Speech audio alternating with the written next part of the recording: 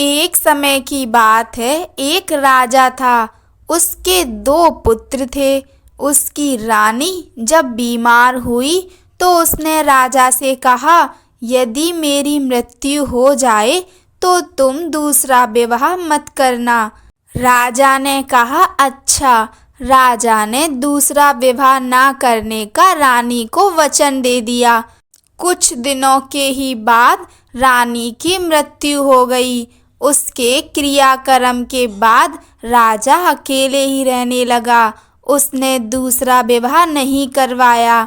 राजा का बड़ा पुत्र जब यौवन अवस्था में आया तो राजा ने उसका विवाह कर दिया।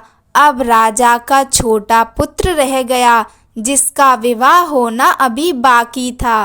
पहले तो उसकी भाभी उसे बहुत स्नेह करती थी। वह उसके खाने पीने का पूरा पूरा ध्यान रखा करती थी, परंतु धीरे धीरे वह उससे चिढ़ने लग गई।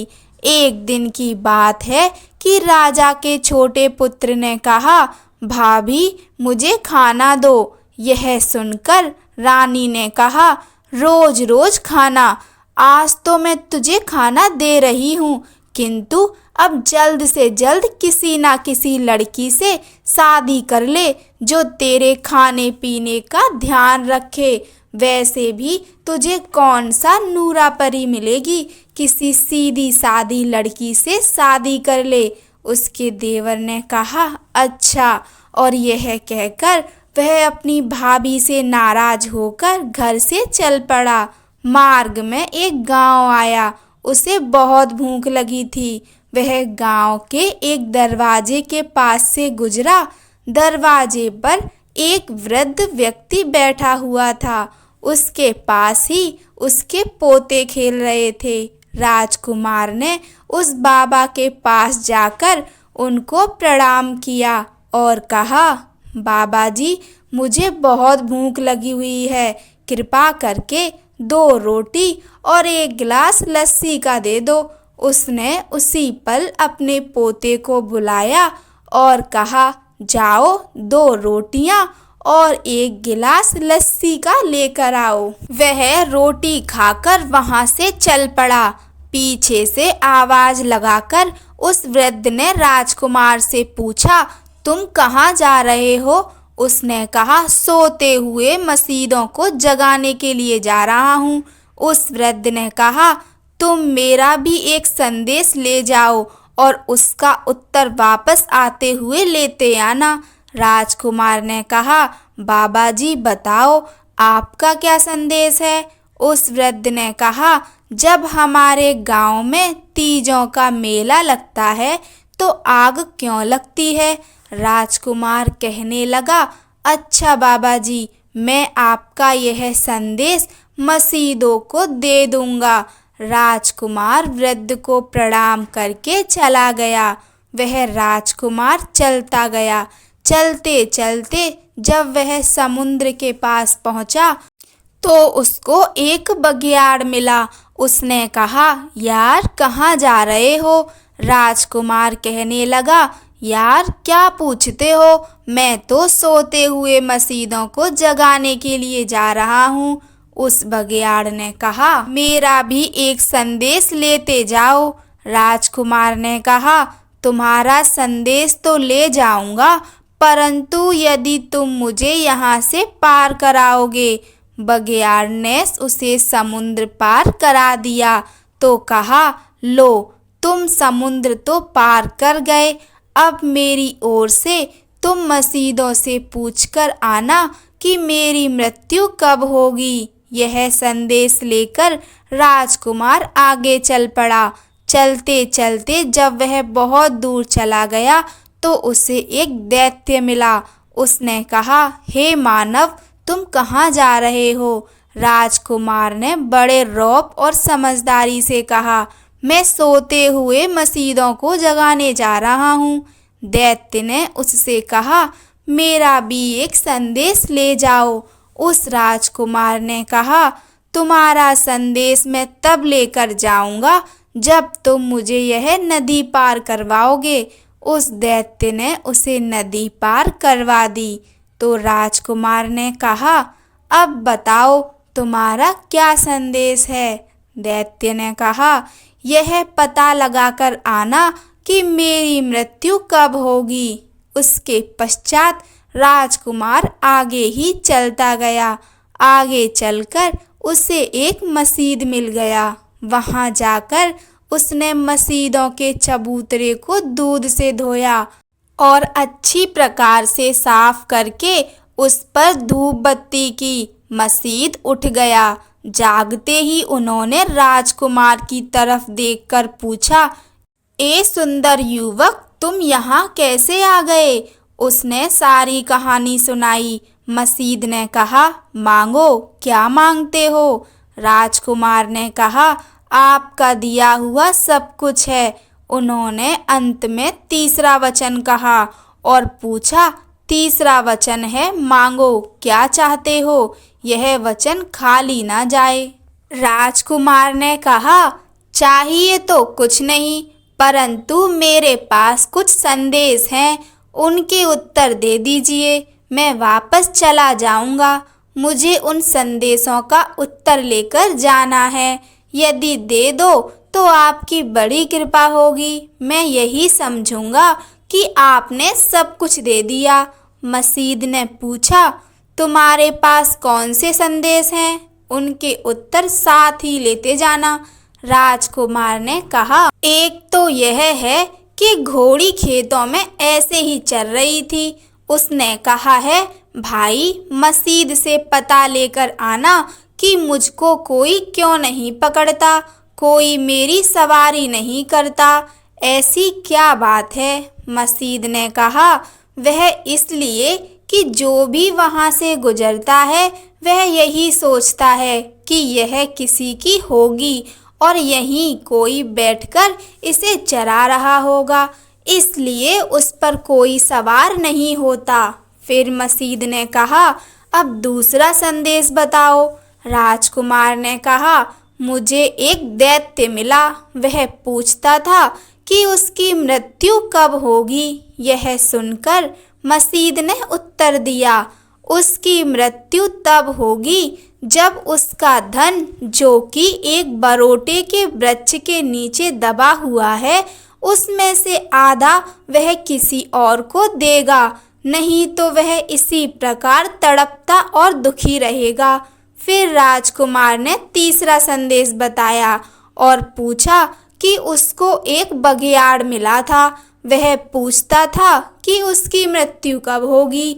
मसीद ने बड़े प्यार से कहा, तुम तो सभी की मृत्यु के बारे में ही पूछ रहे हो। फिर राजकुमार ने कहा, जी, मुझे तो यही संदेश दिए हैं। मसीद ने कहा, सुनो, वह बघियाड़ पहले एक ब्राह्मण हुआ करता था। वह बड़ा होनहार, दयालु और महापुरुष था, परंतु वह किसी को अपनी विद्या नहीं देता था। अब यदि वह किसी को अपनी आधी विद्या दे दे तो ही उसकी मृत्यु होगी और वह इस संसार रूपी जंजाल से सदा के लिए मुक्त हो जाएगा। मसीद ने फिर राजकुमार को कहा, और बताओ, यदि कोई संदेश और हो तो वह भी पूछो। राजकुमार ने कहा, महाराज, एक संदेश और भी है। वह यह है कि एक गांव में मुझे एक वृद्ध मिला था। उसने मुझे रोटी और लस्सी का एक गिलास भी दिया था ताकि मैं अपने पेट की अग्नि शांत कर सकूं। वह कहता था कि गांव में तीज का त्योहार आता है। उस अवसर पर एक बड़ा भारी मेला लगता है, तो उस गांव में उसी समय आग क्यों लगती है? फिर मसीद ने कहा, ब्राह्मणों की एक कुंवारी कन्या उस गांव में है। जब वह तीज लगती है तब लड़कियां नए वस्त्र और आभूषण पहनकर जाती हैं। वह भी कहती है कि यदि मेरे भी माता पिता या कोई भाई होता तो मैं भी इसी प्रकार वस्त्र और आभूषण पहनकर तीज के मेले में जाती। यह बात वह आह भरकर मन ही मन सोचती है। जब वह आह लेती है तब वहाँ आग लग जाती है। फिर राजकुमार ने पूछा, बस यह 4 ही संदेश थे जो मैंने आपको बताए और आपने उनका भी उपाय बता दिया। अब मुझे जाने की आज्ञा है। मसीद ने आशीर्वाद दिया और कहा, जाओ अब जाकर अपने घर में बसो। राजकुमार मसीद को प्रणाम करके वापस चल पड़ा। जब वह आगे आया तो उसने देखा कि घोड़ी उसी प्रकार चल रही थी। उसको उसने पूछा, हे भाई, क्या आप मेरा संदेश ले आए? राजकुमार ने कहा, हाँ, मैं ले आया। घोड़ी ने पूछा, बताओ आप क्या उत्तर लेकर आए हो? राजकुमार ने कहा, तुम इसलिए चलती फिरती हो कि तुम्हारा दाना ही यहाँ का था और तुम्हें कोई इसलिए नहीं पकड़ता क्योंकि शायद तुम किसी की होगी और प्रत्येक यहाँ से गुजरने वाला यही सोचता है कि वृक्ष के नीचे बैठा कोई तुम्हारी रखवाली कर रहा होगा, इसलिए तुम पर कोई सवार भी नहीं होता। यह सुनकर घोड़ी ने कहा, फिर भाई तुम ही सवार हो जाओ, और तो किसी ने सवार होना ही नहीं। राजकुमार यह सुनकर शीघ्रता से घोड़ी की पीठ पर बैठ गया और धीरे से इशारा करके कहा, चलो, मेरी मंजिल भी इधर ही है, इसलिए इधर को ही चलो। राजकुमार घोड़ी पर चढ़कर उत्तर की ओर जा रहा था कि उसको दैत्य मिला और पूछने लगा, क्यों भाई, मेरा संदेश का उत्तर ले आए? यह सुनकर राजकुमार ने कहा, हाँ भाई, मैं आपके संदेश का उत्तर ले आया हूँ। दैत्य ने पूछा, क्या, जल्दी बताओ। राजकुमार ने कहा, आपके बरोटे के वृक्ष के नीचे जो धन दबा हुआ है, यदि आप उसमें से आधा धन किसी और को दे दो तो आपकी मृत्यु हो जाएगी। इस बार आपको इस संसार के जंजाल में नहीं पड़ना पड़ेगा, बल्कि सदा के लिए मुक्ति मिल जाएगी। दैत्य ने कहा, जो आधा धन मैं किसी और को दूंगा, वह आधा आप ही मुझसे ले जाओ। राजकुमार ने उसी पल दैत्य से आधा धन ले लिया और अपना रथ भर लिया। दैत्य ने कहा, भाई, मैंने तो अभी मर जाना है, यदि आपको और धन की कभी आवश्यकता पड़े तो यहाँ से ले लेना। जब राजकुमार अपना रथ लेकर चल पड़ा तो उस दैत्य की मृत्यु हो गई। इसी प्रकार धीरे धीरे आगे चलते हुए उसे गांव वाला वृद्ध मिल गया। अब वहां उसे राजकुमार को फिर से भूख लगने लगी। उस वृद्ध के पास पहले की तरह उसके पोते खेल रहे थे। उसने घोड़ी से उतरकर उनसे कहा, बाबा, मुझे 2 रोटी और 1 गिलास लस्सी का दे दो। बाबा ने अपने पोते से कहा, जाओ, इसको 1 लस्सी का गिलास और 2 रोटियां लाकर दे दो। जब वे रोटी लेने चले गए तो उस वृद्ध ने राजकुमार से पूछा, क्यों भाई, मेरा संदेश का कोई उत्तर लाए अथवा नहीं? राजकुमार ने कहा, आपके गांव में ब्राह्मणों की एक कुंवारी कन्या रहती है जिसका विवाह नहीं होता। जब तीज का मेला लगता है तो सभी लड़कियां सुंदर वस्त्र और आभूषण पहनकर मेला देखने के लिए जाती हैं। वह आह भरती है कि यदि उसका भी कोई माता पिता या भाई ही होता तो वह भी अच्छे वस्त्र और आभूषण पहनकर मेला देखने को जा पाती। बस जब वह आह भरती है तो उसकी आवाज़ दरगाह तक जाती है और आग लग जाती है। वृद्ध ने कहा, और तो किसी ने उससे विवाह करना नहीं, तुम ही उससे विवाह कर लो। इतने में उस वृद्ध के पोते 2 रोटियां और 1 गिलास लस्सी का लेकर आ गए। राजकुमार ने रोटियां खाकर लस्सी का गिलास पिया और उधर उस वृद्ध ने अपने गांव के सभी लोगों को इकट्ठा करके ब्राह्मणों की उस लड़की का विवाह इस राजकुमार से करवा दिया। तो वह उसे लेकर आगे बढ़ा। अब मार्ग में उस राजकुमार को वही बघियाड़ मिला। उसे भी राजकुमार ने उसका संदेश प्रदान किया। आपने अपनी विद्या किसी सुपात्र को ही प्रदान करनी है।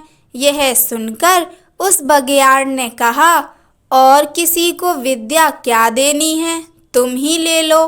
राजकुमार ने बघियाड़ से आधी विद्या ले ली और बघियाड़ की मृत्यु हो गई। अब दैत्य का आधा धन, बघियाड़ से आधी विद्या लेकर और ब्राह्मणों की लड़की लेकर वह राजकुमार अपने घर को चल पड़ा। जब वह घर पहुंचा तो उसकी भाभी यह सब देखकर हैरान हो गई। राजकुमार ने अपनी भाभी से कहा, देखा भाभी, मैं तो नूरा परी को लेकर आया हूँ और साथ ही में विद्या में भी निपुण हो गया हूँ, और इतना सारा धन जो हमारी 7 पुश्तों तक समाप्त नहीं होगा। इतना ही नहीं, यदि और धन की आवश्यकता उत्पन्न होगी तो और ले आऊँगा। देखा, साथ ही यह घोड़ी कितनी सुंदर है। अब राजकुमार ने अपना सारा घर धन से भर लिया और अपने लिए अच्छा खासा महल भी बनवा लिया।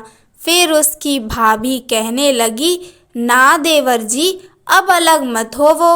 वह कहने लगा, अब मुझे तुम्हारी क्या आवश्यकता है, अब तुम्हें देवर से क्या मतलब है।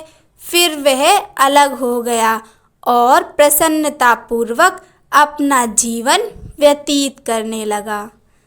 कहानी सुनने के लिए आप सभी का धन्यवाद। जय श्री राम।